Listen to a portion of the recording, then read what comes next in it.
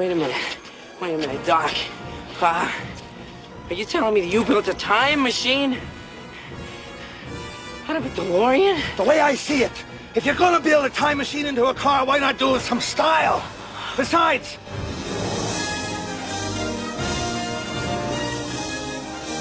Very nice. Thank you very much.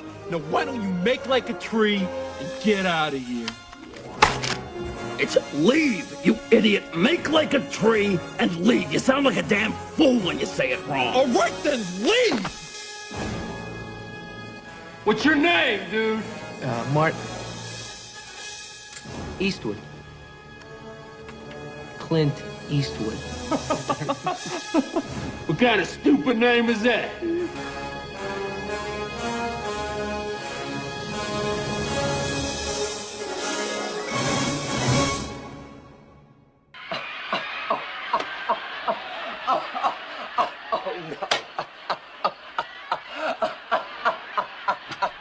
Hey everybody, welcome back to another episode of Citizen Frame. This is going to be a fun one. We're continuing our retrospective series. And what better way to do a retrospective than talk about the 1985 hit Back to the Future, and Back to the Future 2, and Back to the Future 3. So it's 5 years. 5 years to tell this trilogy. I think 5 years is a good time for a trilogy. That seems about right. Yeah. They also filmed 2 and 3 back to back. Yeah, and I got a problem with that, believe it. Not necessarily back to back, but we'll talk about that when we hit Back to the Future 2 next week. Okay. My theories around that. And so, Back to the Future. There you go. The movie that catapulted. Well, Michael J. Fox was already making his name for himself on Family Ties. He was kind of becoming the household name in the small box in the TV sets at home as Alex P. Keaton. Very fun character. I love Family Ties. I always was a big fan of it, mainly because of Michael J. Fox. He was the original choice for this film. They always wanted him. However, contract-wise, same thing would happen with Tom Selleck and Magnum P.I., actually. He couldn't get out of his contract right away for Magnum P.I., and he had to turn down Raiders of the Lost Ark to play Indiana Jones. Same thing with Michael J. Fox. So they casted a up-and-comer. He had a couple dramatic actor. I think that's the flaw. And that is Eric Stoltz, who did Mask at the time. Very good film, Mask. A lot of people should check it out. He did Some Kind of Wonderful with Leah Thompson. And I think that was around the same time this came out, maybe a little later. But he was more of a serious actor. And a method actor as well, apparently. Yeah, and we all know, if we watched Back to the Future, you can't have a serious actor in this role. And I don't mean Michael J. Fox is not a serious actor, but you needed that slapstick. Yeah. You needed that, goofiness quality. And even to this day, I can't see that in Eric Stoltz. Now, 75% of this film was filmed with Eric Stoltz, but the producers and everybody says he's not working out. He's taking it too seriously. And God love him. I like Eric Stoltz. I like Memphis Belle. I liked him in Pulp Fiction. Yes. He always stands out in the roles he plays. However, he would not be a good fit. I have seen some of the dailies. Well, you can YouTube them. It just doesn't work. There's no chemistry between him and Leah Thompson. It just, something wasn't right. So 75% of the film had to get trashed. And they finally were able to get Michael J. Fox because Michael J. Fox had decided to work 24/7 to get this done. So he'd work on the Monday through Friday during the days, do Family Ties, and then at nights and on weekends he'd film Back to the Future. So kudos to Michael J. Fox for doing that extra effort to get on board. Yeah, I mean, fair play to him. Apparently, C. Thomas Howell was originally cast in the role. People probably remember him from the likes of The Hitcher. And he was one of those Brat Pack actors from the 80s as well. Yeah, I didn't know that. Red Dawn and The Outsiders and all those films. Yes. He was cast, but he never actually filmed any scenes. He was like, I think he left 2 weeks into his contract or whatever it was. And then Eric Stoltz then, of course, came on board. Apparently, Eric Stoltz was, I wouldn't say, I don't know. I mean, I'm only going by reports, obviously. but apparently he didn't get on well with Thomas F. Wilson, who played Biff. And the fight scene in the 1950s diner, apparently he was taking it way too serious and actually bruised and properly hurt Thomas F. Wilson, who was unsurprisingly really pissed off about it. But in the finished film, it is still Eric Stoltz's fist that punches Biff. I wonder if he gets royalties. Yeah, I don't know. Yeah. I mean, he would have got paid, you know. You know what? It does kind of suck a bit because I think no matter what, Michael J. Fox had a career because of Family Ties. He won a lot of awards for that, and I think he would have went on either way. But with Eric Stoltz and C. Thomas Howell, they kind of peaked in the 80s. Yeah. And they didn't really see much after them. They've worked to this day. They've always been the working actors, and good on them. I like both actors. Yeah. The Hitcher is fucking great. Mm-hmm. And, you know, and I did think that would probably hurt them. I guarantee you, C. Thomas Howell, for whatever reason, is beating himself against a brick wall, his head against a brick wall for not having the opportunity to take on Back to the Future. Yeah, and Matthew Modine as well, and Ralph Macchio, the Karate Kid himself, they both rejected the role. They were offered it, apparently. This is, again, it's just what I've read up on. Yeah, see, Matthew Modine's... I want to see Matthew Modine in this role. He's too tall. Private Joker as Marty McFly, and wouldn't have worked. Well, and Visiting Quest. I like Matthew Modine. Yes. I do like his stuff as well. Now recently resurged with Stranger Things. But he's too tall. Yeah. He needed tinier. I could actually see Ralph Macchio. But as of now, it's Marty McFly is always going to be our boy. Oh yeah, Michael J. Fox. Yeah. And you know, we were talking about Family Ties. I don't even know if that was broadcast in the UK at the time, but certainly growing up, Michael J. Fox really hit the big time in the UK with Back to the Future. And then he had, you know, like Doc Hollywood and The Secret of My Success and stuff, and Casualties of War, where it was a more serious role for him. Good movie, underrated movie. Spin City, you know. I think, well, he made a movie when he was doing Family Ties. Yes. And they canned it. And Back to the Future was such a hit. Yes. They released it, and that's called Teen Wolf. Teen Wolf, there's another one. I really like Teen Wolf. I remember watching it as a kid, again on video. Good fun. So yeah, he had a good age. Then he did some good dark stuff. He did, like we talked about, Casualties of War. He did Bright Lights, Big City. He did The Light of Day with Joan Jett. He did my favorite, Secret of My Success, Doc Hollywood, and then he did a film. This is where he found out he had Parkinson's. Yes. When he was filming one of the guys, you want to watch a Michael J. Fox film? It's I think almost just as good as The Back to the Future. I love this movie. It's called The Hard Way. Mm-hmm. And he plays an overindulgent, spoiled brat actor. Yeah. Who wants to get this? He wants to get this role of a lifetime. So he wants to learn how to be a cop. And he teams up with a serious cop who hates him, by James Woods. It's so I haven't seen funny. It. Yeah. It's got that. It's R-rated, so it's gritty. It's got violence, and the bad guy in it is played by a guy I like, Stephen Lang. Yeah. Guys, check it out. It's called The Hard Way. Yeah, it's good. But I always liked Michael J. Fox. I mean, he just has always come across as not just his roles, obviously, but in real life, it's just a really nice, likable guy. Yeah, good, exactly, and it shows in the film. Yes. His true personality is Marty McFly. I really do think so. Yeah. I think he's pretty much just playing himself. Mm-hmm. But and that's why it works. And then you've got such a well-rounded cast with Leah Thompson, Christopher Lloyd, Crispin Glover. You have young Casey Siemaszko, a young Billy Zane. Yes. You've got James Tolkien, Mr. Strickland. Yep. And of course, Tom Wilson, who plays Biff. Even Claudia Wells as Jennifer works. Yeah, we'll talk about her in the second one. We won't get into that now, but I have nothing but respect for that actress. Yes. For what she has gone through and what she did. She gave up her career for her mother, and we'll certainly dive into that when recasting begins in the second one. Okay, so this is a dream child of Bob Cale and Robert Zemeckis, a producer and a director I am very fond of. Zemeckis lately has done a James Cameron. He's more into the visual styling now than he is the actual film. I never liked his other films that followed Back to the Future trilogy. Oh, come on. You didn't like Roger Rabbit? To be honest, I'll have to watch it again. I haven't. You didn't. It's been a long time. You didn't like Who Framed Roger Rabbit. You didn't like Death Becomes Her. Death Becomes Her, but again, I watched these so long ago. Whenever they came Forrest out. Gump.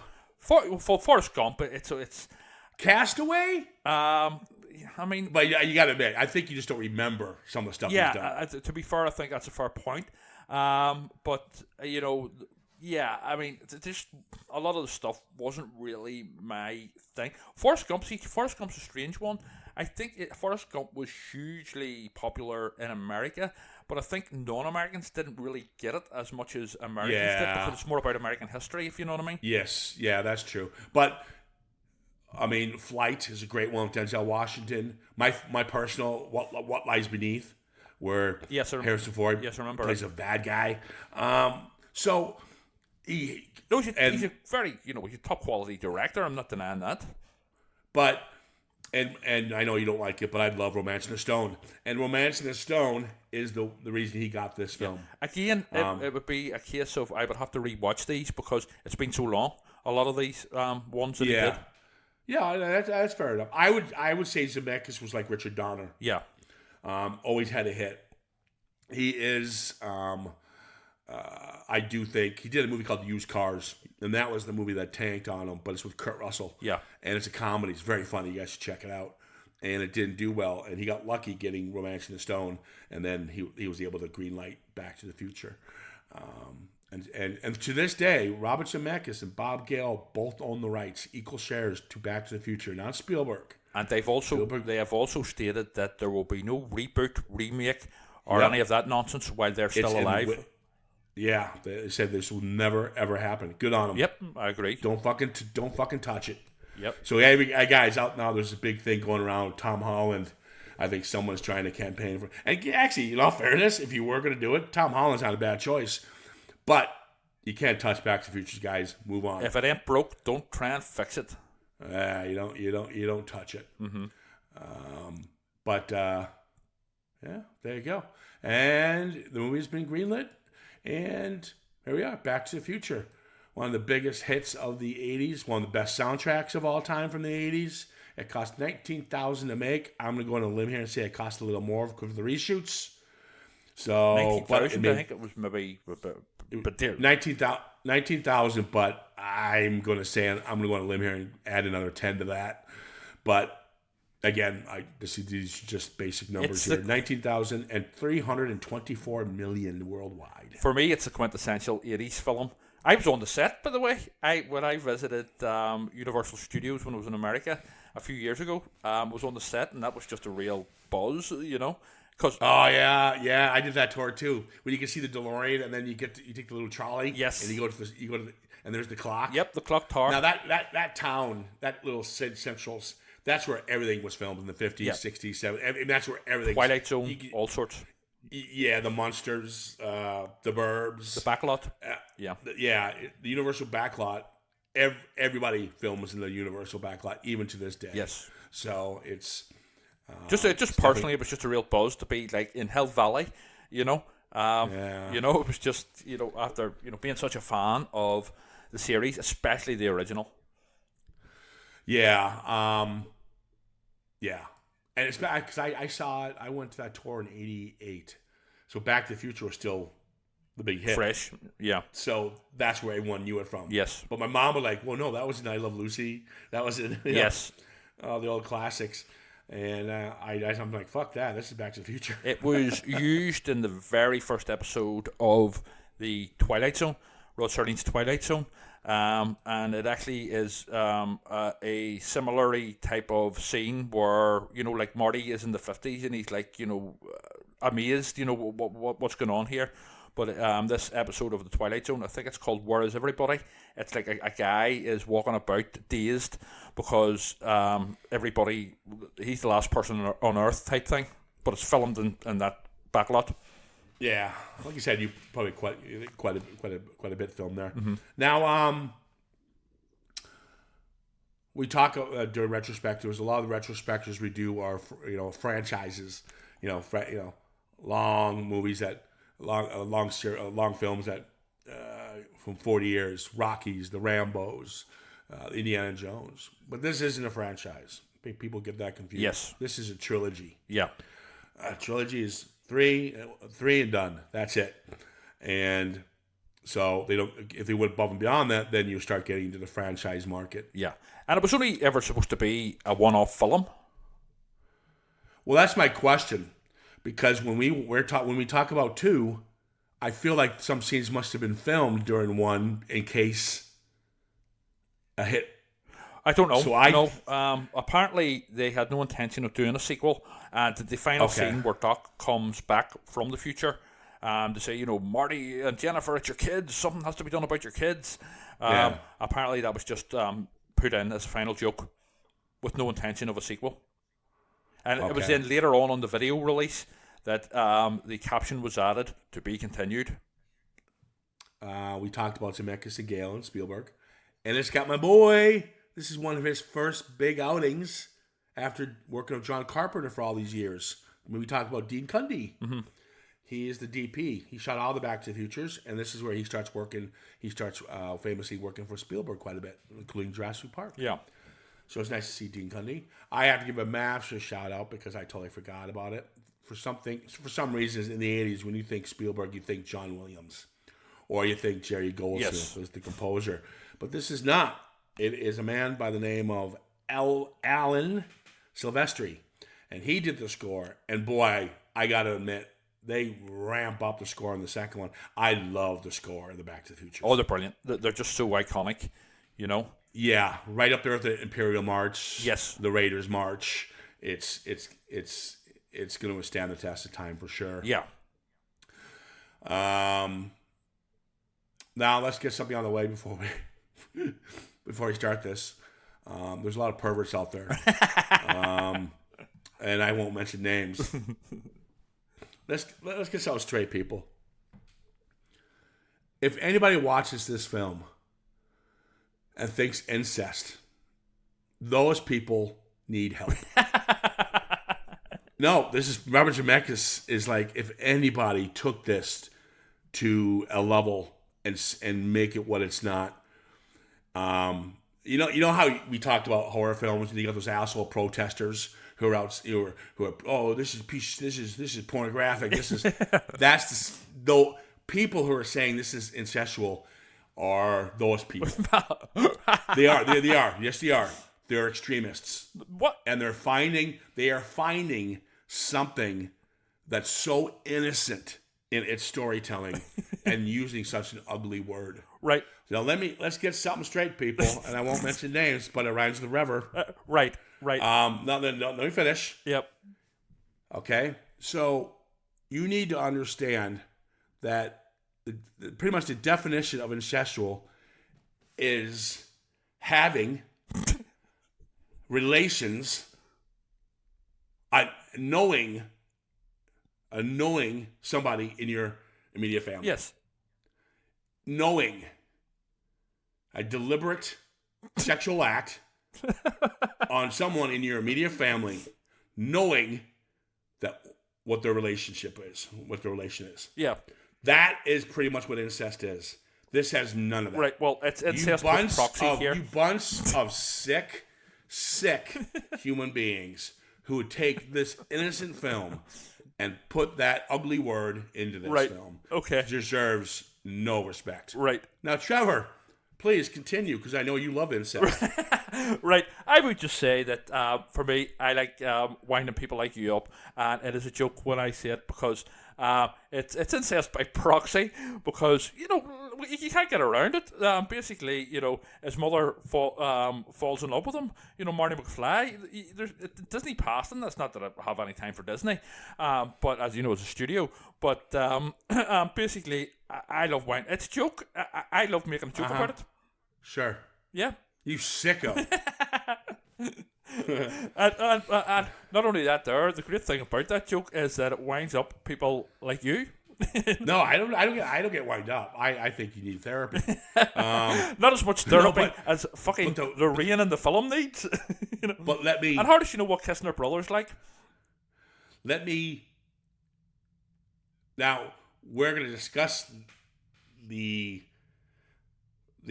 relationship as we go, and how innocent it is. But the car seat gets pretty up there. But it gets all solved when she kisses him. Guys, when I say a kiss, it's a peck. It's not a peck. Yes, it is a peck. It's closed mouth. She tried to snuggle. Closed lipped. No, it's not. See, that's where you're sick. Watch the scene then, again. To make it even worse, it's a peck. Lorraine then turns around and sort of steps away and goes, "It's weird, but kissing you is like kissing my brother." How does she know what kissing her brother's like?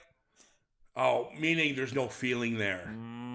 That's what it means. You sick. See? That's the problem. You're like those churchgoers. No, I'm not. You're like one of those bleeding heart Christians, born again Christians, who fucking picket movies. No. Well, you are. Oh my God. You're part of the video nasty people. Bullshit. I love way to go, winding Trevor. people. Way to go. I love winding people up, and No, this too is late. one of the Too things. late. Too late. I'm a wind-up merchant. Let's just say Mary Whitehouse wasn't exactly known for her sense of humour. Let's just say I'm having a laugh. Let's talk about the intro. This whole thing's done like 11 minutes, and we get to meet the town, and then we get to see the little plot devices peppered in within that 11 minutes, and it's very fun and very fast paced. We meet Mr. Strickland. We see the future Marvin Berry. Yes. Mayor. That's Barry, Goldie. Yes. Goldie Berry. No, you're thinking of the band later on, who's Chuck Berry's cousin. Oh, Marvin Berry. Yes, sorry. Yes. Yeah, and then there's Goldie. We meet him in the beginning. Yes. We Who's meet the mayor? he's running for mayor. Then we see the Strickland. We see all these little glimpses of the town that will become focal points, or characters that will become focal points when they goes back into time. You know what is really good about this as well? They set up Marty McFly as this really cool guy, which he is, you know what I mean, with the cool girlfriend, and he's hitchhiking on the back of the truck. Yeah, with a skateboard. But then, whenever it cuts to his family, whenever he gets home, I love his family. They're the best. They're the complete polar opposite. They're complete idiots, and you know, the mother's an alcoholic. The uncle's in jail. The dad, well, he's George McFly, getting bullied by Beth. The sister and the brother are two complete clowns. It's just such a sort of, you know, a cutaway from Marty being this really cool guy with Hugh Lewis in the news, you know, when he kisses Jennifer and, you know, I love you and, you know, all this here. Then it's cut to the complete fucking dweeb family. Brilliant. Yeah, it's yeah. I mean, Chris McGlover's laugh. I mean, Chris McGlover, it's sad he didn't continue. We'll talk about that, like I said, in the second one. But Chris McGlover made his improv. He's the best. That laugh is fucking brilliant. He's very good when he's on there. Yeah. And just like he did, I know it's a polar opposite films, but he did steal it, which is Friday the 13th Part 4. Yeah. With his dancing. He's a comic, he's just a complete natural. He's a comic genius. He's brilliant. Yeah. He is, I mean, I know we'll talk about Marty, and there's so many Doc and stuff, and there's so many great characters here, but for me, George McFly steals the show, you know, played by Chris McGlover. And too bad his ego got in the way a bit. Yes. Because he didn't show up in the second one because of his ego, really. Yeah. And I think he would have had more of a career if he stuck with it. Because they kind of write him out in the next two. And it's too bad because he is a scene stealer. Totally. And as we all know, we are going to say all these movies are getting passes, clearly. But 2 and 3 would have been dominated if you brought him back. Yeah, he's just superb. he's very good. So, and it's just like you say, the laugh, and you know, whenever the brother, you know, says, "Dad, it's about time you change that grease, you know, in the hair," and he's watching the Honeymooner, and he's just, yeah, he's just, and Mark McClure. Yes. He played Jimmy Olsen in the Superman That's films. right. And Supergirl. Yeah. But it's even the wee small things, the more subtle things with is George McFly, where Lorraine says to him, we were talking about the first time they met, when how he was knocked down by her father, and he goes, "What were you doing? What was it you were doing again, George? Bird watching?" And he goes, "What? And even the stuff with Biff and stuff, that's like when Biff says, "You wouldn't want me to get fired, would you?" And he's like, no, just brilliant. The comic delivery and timing is just McFly, hello, McFly. and I'll just run it on over first thing in the morning. And these are all actors besides Leah Thompson. She has a little street cred at this point. Nobody knows them. Mm-hmm. So, and I know Thomas Wilson has done all right for himself. He's worked his whole life, and good on him. But he never really got another big break, and so I was always surprised because he's very good in this. I mean, it's a supporting cast that steal the movie. Yes. And Marty McFly, he's great, and Michael J. Fox is brilliant. But when he's on the screen of these two steal it. Oh yeah, totally. I mean, this film from right through is cast perfectly. Yeah, and that's the one thing Zemeckis and Spielberg always got right in their films. Yeah. I've never said, "Oh God, that was horribly cast." Yeah. Perfect example would be Roger Rabbit. Mm-hmm. Bob Hoskins is the leading man. Yeah. I mean, he's the complete opposite of what a leading man would have been back then. Oh, yeah. And kudos, Bob Hoskins steals the movie. He's great in it, but both these guys and their casting,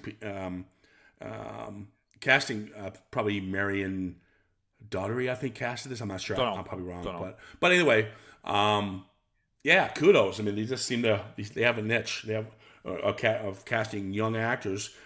C. Thomas Howell was in E.T. You had, what's his name? The lead, Henry Thomas, the lead, he's done well. Yes. Drew Barrymore's done well. Well, Henry Thomas has seen a bit of a resurgence lately with... thanks to Mike Flanagan. Yes, the Mike Flanagan sort of project, But they've all worked. Yeah. So they seem to find, movie, The Explorers. I think Spielberg produced that one. That's Ethan Hawke and River Phoenix. It's nice to see the actors, get rewarded. Yes. For doing. But Thomas Wilson, I never understood. Chris McGlover, I kind of get. Yeah, because he's a bit of a sort of princess. I think he's just. I don't even know if he's an eccentric. Yes, he's a pure eccentric. He popped up just last year in an episode. He plays the Lovecraft character. Basically in the Guillermo del Toro series, Cabinet of Curiosities. Richard Upman Pickman. He plays, which is quite an iconic Lovecraft character. Pickman's Model, that story was done as part of Guillermo del Toro's, and he plays Pickman. So he's sort of kind of perfect for those types of roles, the eccentric sort of. The remake, he's good in the remake of Willard. Yeah, I haven't seen it. What's I kind of enjoyed. The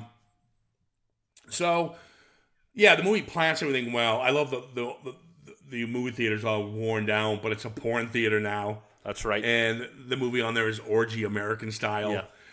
You got the woman Save the Clock Tower, which obviously we know will be relevant coming up. And then, but little things on how he takes the flyer she gives him and puts it in his pocket. So he'll be able to reference that when he goes back to 1955. But the Clock Tower was apparently a late addition to the script, because they originally wanted the DeLorean was going to have to go to a basically nuclear test site in the Nevada desert in the 1950s to get him back. But due to they didn't have the budget for it, they then had to change it to the Clock Tower being struck by lightning. Yeah, I didn't know that. Yep. No clue. The time machine was also supposed to be a fridge that they had to take to a nuclear test site, and they reused the idea in Indiana Jones and the Kingdom of the Crystal Skull. Yeah, that was a little nod. Yeah, I know. I heard about that. Which I kind of like that. Yeah. I like those little backstories. Again, Spielberg. It's all kind of one big. I'll just be like one big. What do you call it? One big film. Yeah. Yeah, like it's the Spielberg universe. Yeah, exactly. Emblem Entertainment. The de-aging in this, one thing about Zemeckis, he kind of became a staple for visual effects, all the way from, obviously, Who Framed Roger Rabbit. Even before James Cameron? Before James Cameron, to Death Becomes Her. Yes. He was the one who, did digital de-aging. He also did makeup de-aging. I mean, he really got a really good team behind his visuals. Well, in the second, it's also like the sort of early sort of CGI. Yeah, that's what I'm saying. We really goes all out with CGI when it comes to Forrest Gump and Death Becomes Her. Yes. So he's always been that. He's really a pioneer. He's a pioneer of that. When we all think Cameron, I'm like, no, guys, it's Zemeckis all the way. But yeah, the makeup effects of this are so well done. You can have some stupid little flaws. Who cares? Yeah. You go with it. But now it's time to get to 1955 and the flux capacitor. Well, I would also like to get mentioned to the scene where we're first introduced to the time machine, which is really fucking, it's awe-inspiring, and even with, Einstein, and that, see, one thing that is amazing about this film overall, but especially in the finale and the scene where Marty's being chased before he goes back to 55, the tension is ramped up to almost unbearable levels, It's really, really, it's just a brilliant script. But yeah. Yeah, it works because when you see Doc get it, the audience is floored. Yeah. And you just see him, you see him get shot and then fall down, and you just see his legs. You don't see the aftermath. Yes. At this point, before this all happened, he is dead. Yes. People don't realize that he is dead. He's been shot dead in this timeline. Yeah, exactly. Yeah, and then, even when they're chasing Marty and stuff, and they get they get the big sort of rocket launcher out, and it's Marty's, let's see if you bastards can do 90, and then it's boom, back in time.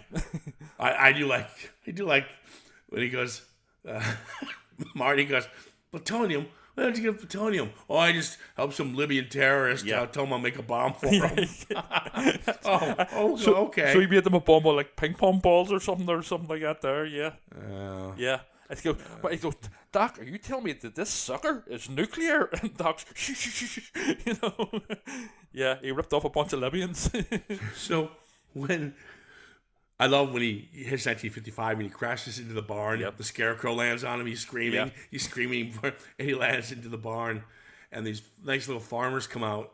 And it's funny with the hazmat suit he has on and everything. He does look like one of those 50s Corman-esque kind of monsters or aliens. And the farmer comes out with a shotgun, and the kid goes, oh my God, he's taking human form. Yeah, that's right. Oh yeah. Yeah, because back then, of course, those whole pulp science fiction comics and all were a huge thing. They were imported here to the UK and stuff, so it works perfectly. The farmer's like, you space bastard. That's right. There was another thing about this, just as a bit of a say.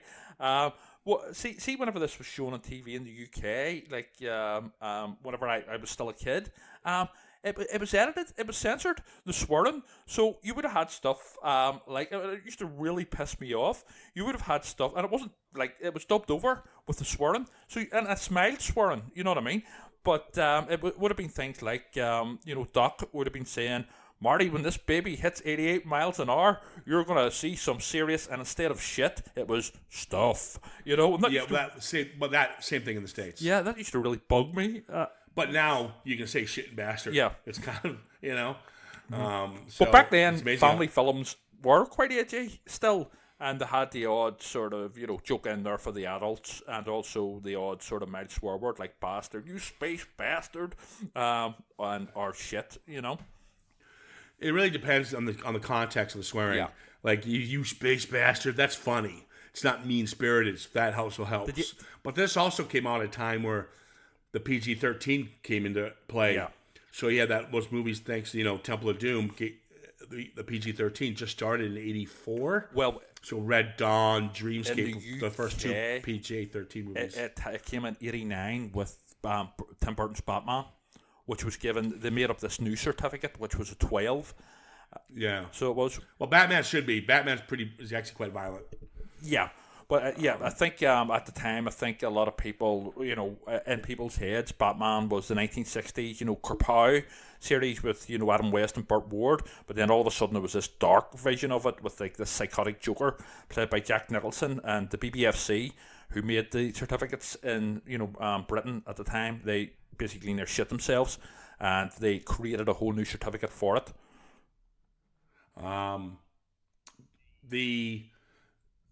The reintroduction to the small town is cool. Brilliant. Because, like I said, we took 11 minutes to kind of introduce ourselves to everything. Now we take a couple minutes. Just the movie theater is beautiful. It's a family theater. The yoga place is now a nice cafe. Mr. Sandman and all that. Yeah, we meet future Mayor Goldie Brown. When Marty suggests, hey, maybe you could run for mayor. Yep. And he's like, hey, mayor, that's it. It's basically because of Marty, yeah. Exactly, and that's what I'm saying. By peppering in, they plant the seed in the beginning that we saw the posters of elect Goldie Brown, and then that's because of Marty's little one sentence. And he also creates later on rock and roll. Yeah, that's so stupid. It's good, but it works. It's funny. It does work. It does work. It goes, this is Chuck. This is your cousin Marvin Berry. And Marty's playing. Brilliant. So he's trying to get George to get him to ask his mom out. Yes.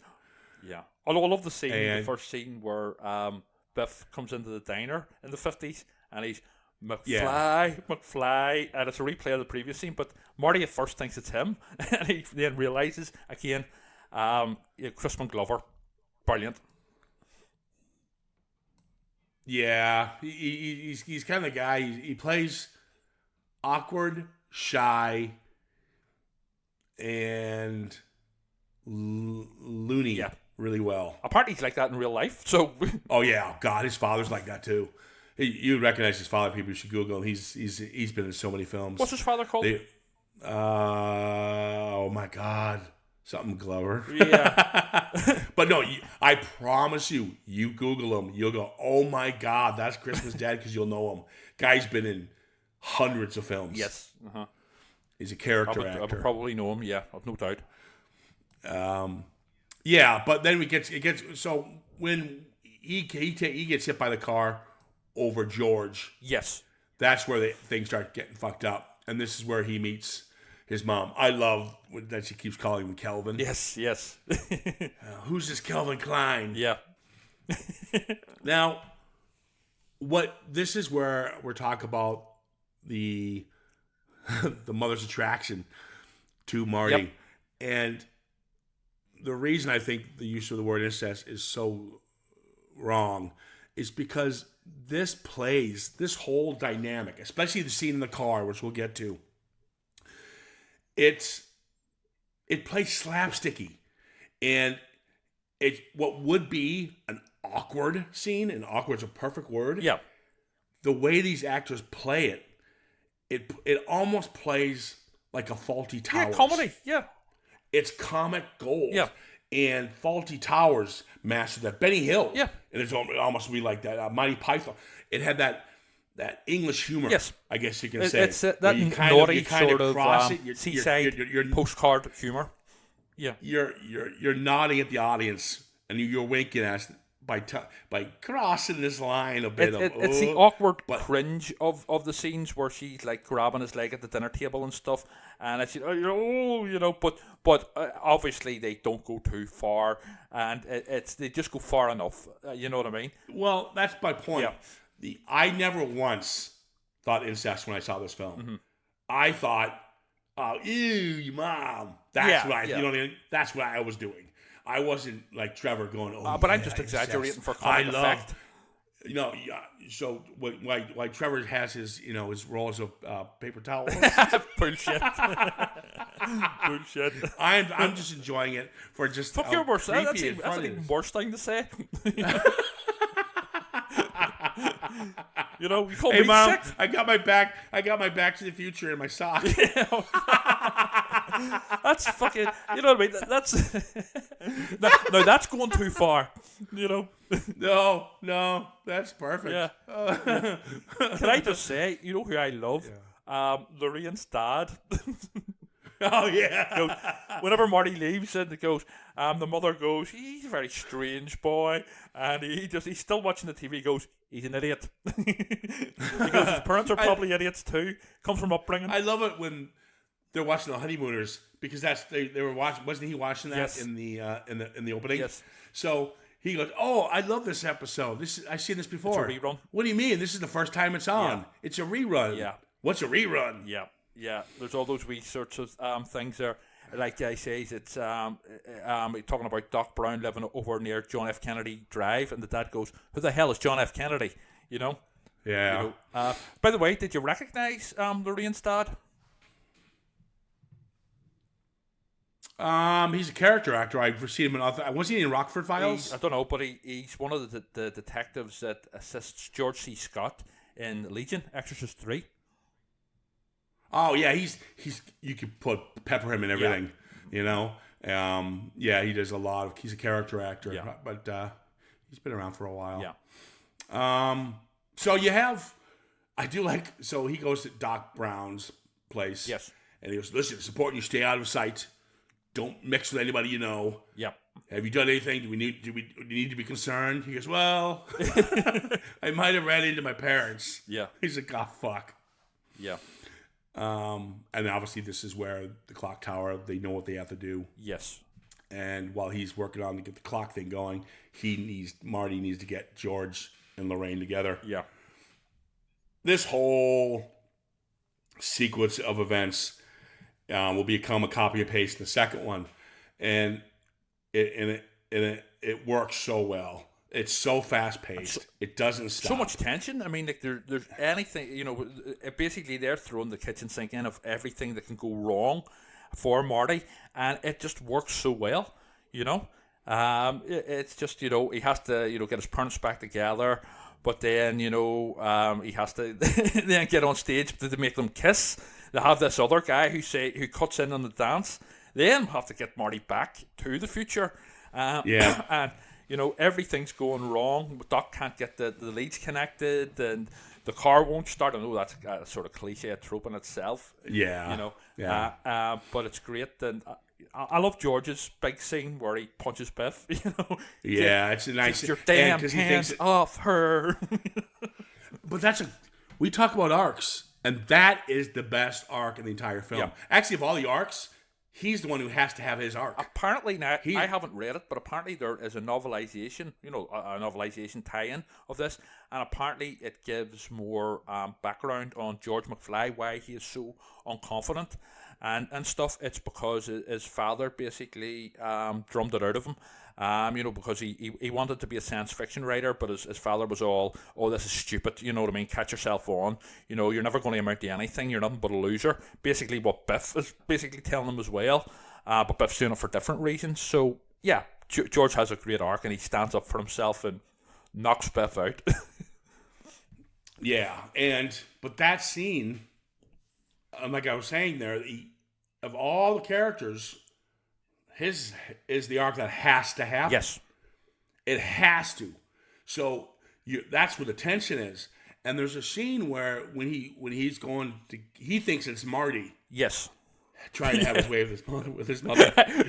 And so he when he opens the door and he sees this Biff, and he says, "Walk away." And you see, it's kind of he's raping her. Yep, I know. Is what he's about to do. Yep. So again, played the way it's handled, the execution of it is brilliant. Yep. But when he finds out it's Biff, and Biff says, "Walk away, McFly." Yep. Turn around, half walk a away. second, for half a second, you see Crispin Glover's performance just by his face saying, "I'm not walking away from this anymore." Yep.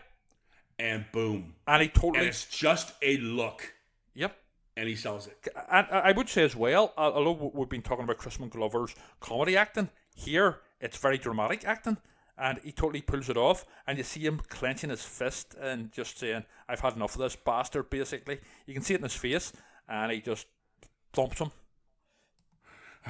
Before this all happened, when this is the awkward part I was talking about, but again, play like a Fawlty Towers. Yeah. It's she's making her advances. She's smoking. She's drinking. Yes. What are you doing? What are you doing like this? And why are you doing all this? Yeah. And she's like, God, you sound like my mother. And his look, oh my God, it's hilarious. Brilliant lines, brilliantly written and brilliantly played. Yeah. You know the scene where she's drinking? Yeah. And then he grabs it and he takes a drink and he spits it out? Yep. The crew did that as a joke. Yeah, I read that. They actually filled it with liquor. Yes, yeah. And he's saying, he goes, you could regret this in later life. And he goes, my God, Marty, you sound like my mother, because obviously she becomes an alcoholic, Yes.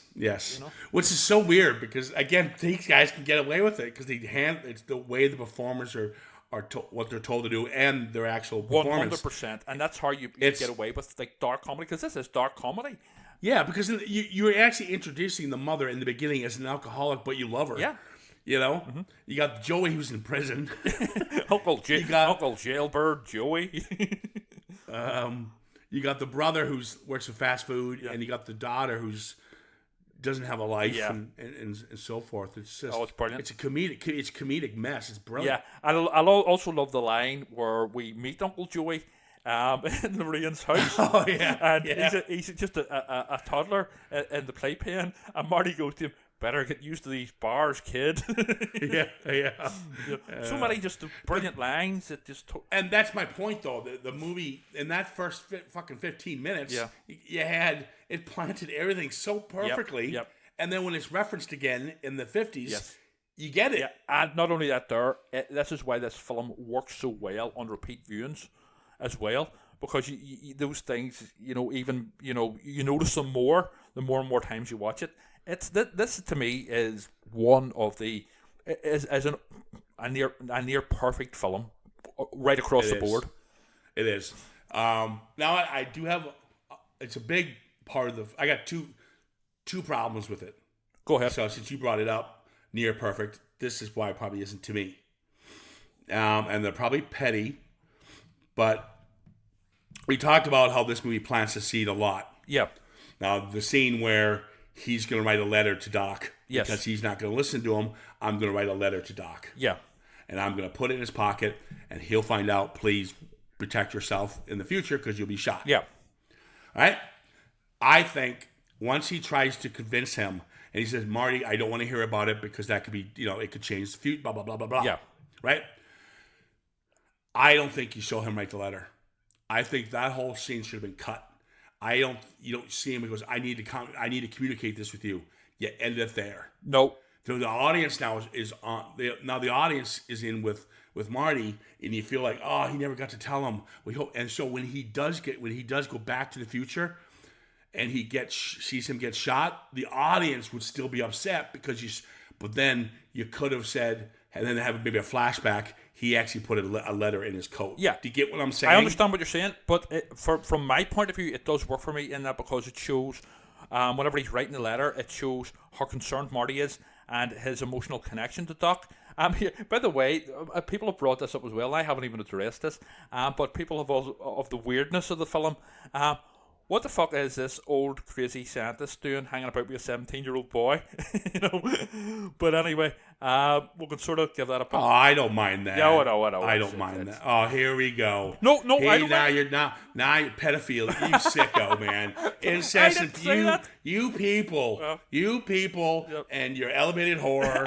You see know all horror. this.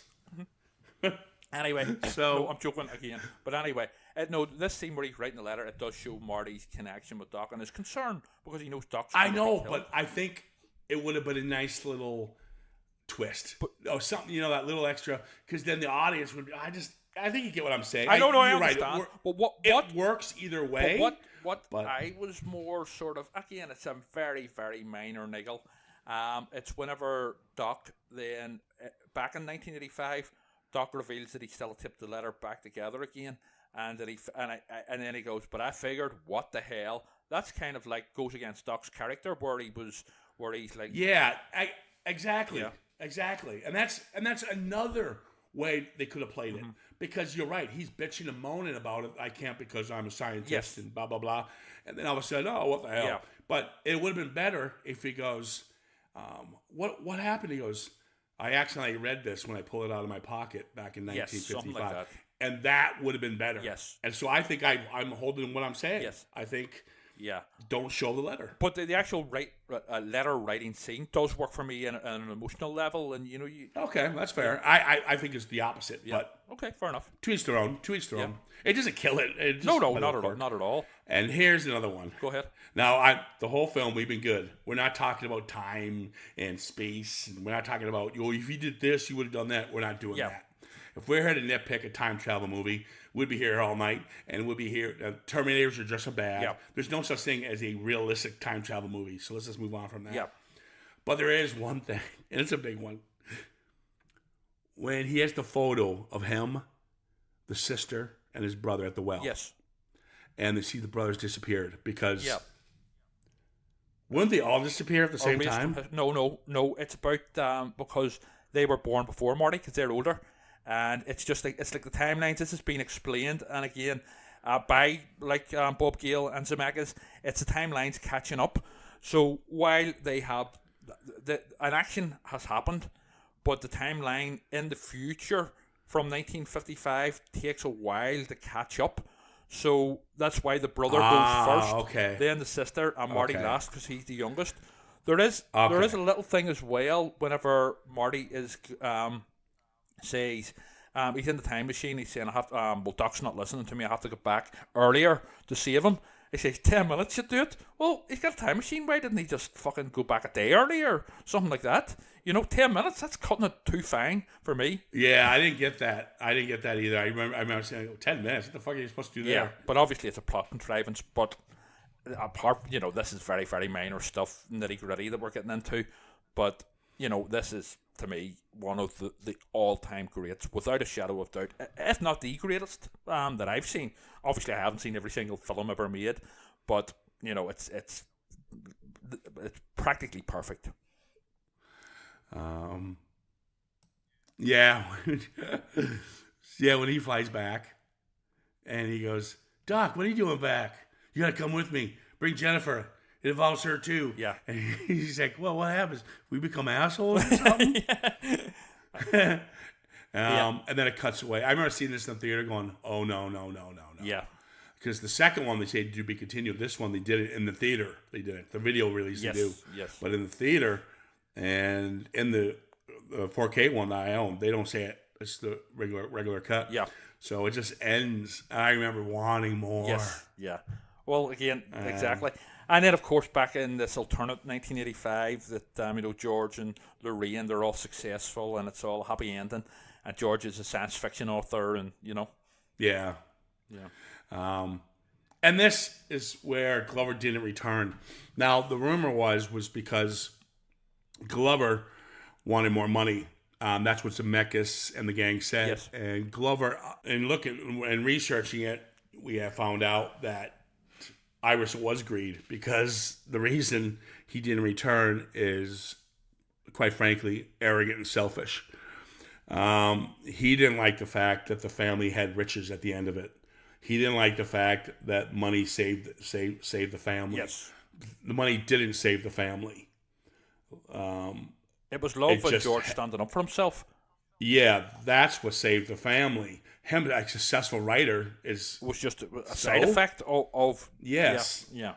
So what a childish and pompous way to walk away from a franchise like this. Or not franchise, sorry, trilogy Well, like this. I mean, I don't know. I don't the full details on who's telling the truth and who's not, but because there are conflicting reports about this.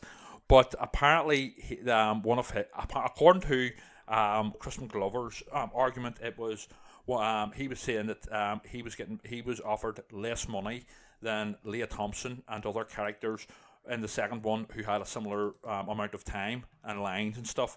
And he said that he was getting offered less money, so he wanted the same as them. Which, if that is true, is fair enough. No, But I don't would know. back him up on. I would back him up on that because he deserves more. He steals the film. Well, this is the thing. so- Apparently, Leah Thompson has come out and said she has always said that Crispin Glover. She's the only one that has come out and said Crispin Glover steals the show in the first film without doubt, and she has also said that, and actually that Robert Zemeckis agrees with her, but in private, in secret. Well, Zemeckis rehired him. You know that, right? Right? What was that for? Zemeckis got into the digital animation, Polar Express. Yes. But he did a film which is actually quite good. You guys should check it out, called Beowulf. Yes. I know of it. Yeah. He's Grendel, Right. and he's perfect. Yeah. But keep in mind, Beowulf was shot with them in it. They were wearing green suits. Yes. Whatever you call them. But he played Grendel, which is kind of like a Gollum character. Wolf. Yeah. So that's kind of they kind of had that little Patched things up a bit. Yeah. But yeah, if that's the case, because if it's because they had riches, that's stupid. That's not what I got out of that at all. Yeah. But if that's the reason you're an idiot, Crispin Glover, if the reason you walked away because you were insulted that you were going to make less than anyone else, then I would have walked away. Yeah. I mean, again, going back to George, it's not about the money. It's about he becomes successful, and he does. In all aspects of life. Yes, exactly. That's the whole point. And he fulfills his potential, his true potential, which he wasn't whenever in the original 1985 timeline where he's but here he's funnier back in the original 1985 timeline. And boy, do we miss him in the second one. I'll tell you that now. Yeah. We don't need him in the third, but we miss him in the second. All right. Speaking of that, we'll be jumping into the second one next week. We're not going to bother to give you our final thoughts because, duh. Yeah, exactly. Yeah, it's one of the best of all time. Yeah. And I think everyone agrees. I don't know anybody. I don't think I've met anyone who says I don't like those movies. Yeah, I don't. Yeah, exactly. What sort of a fucking person doesn't? Yeah, it's kind of like Shawshank Redemption. Who doesn't like that? You just look at them. What's wrong with you? Yeah, exactly. But there you go. Listen, guys, thanks for joining in this. Looking forward to watching part 2 and then part 3. Give us a shout. Give us, if you know anything about the Crispin Glover chaos, let us know. You can feel free to reach out to us on Facebook as usual, or of course CitizenFrame_podcast on Instagram. We're gonna wrap this one up. You guys take care of yourselves. This has been a long one, but thanks for sticking with us. Take care.